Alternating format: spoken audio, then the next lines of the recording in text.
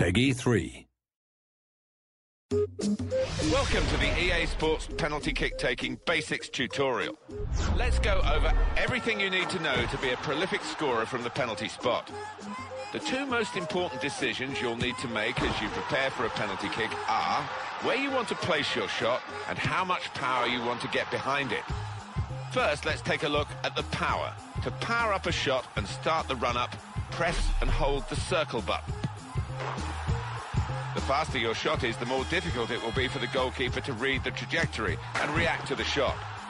Fast shots also have the advantage of making it harder for the goalkeeper to keep the ball out of the net, even if they manage to get a hand to it. The more power you put behind a shot, the more error it will have. So be careful when deciding to blast one, as overpowering can result in missing the goal altogether. You can choose to press and hold the R1 button when powering up to take a finesse shot with the inside of your foot. Finesse shots are not as powerful as laces, but will have less error. But just learning how to control the power of your shot will not be enough to beat the best goalkeepers in the world. In order to be a prolific scorer from the penalty spot, you'll need to learn to place your shot away from the keeper's reach.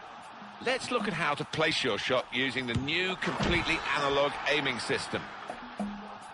By default, you start aiming at the middle of the goal. From the moment you press the circle button to start powering up for a shot, you can hold the left stick to move the aim anywhere inside the goal.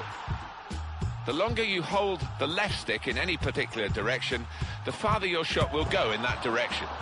Be careful with how long you hold the left stick, as letting go too soon will result in a shot closer to the middle of the goal, and holding it for too long will cause you to miss the goal. Make sure you practice some penalties by going into practice mode before going into a match. You will be able to toggle the aiming system on and off by pressing the L2 button, revealing how fast the aim moves, so you get familiar with the new analog system. Even the most masterful strikers of the ball have succumbed to the pressure and tension of taking a penalty kick. So, no matter how much you practice your penalty kicks, it will count for nothing if you're not able to compose yourself before starting your run towards the ball. Right beneath the power bar, you will see the new composure meter for penalty kicks. The green and yellow regions are your composed regions, while the red part of the bar represents the not composed region.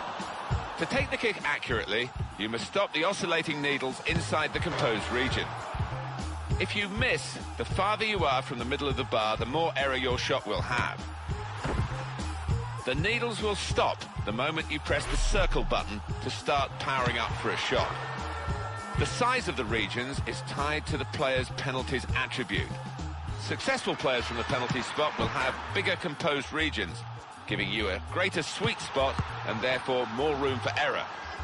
The speed of the needle will depend on a variety of factors, including game difficulty, how critical the penalty is, and how far in the tournament you are.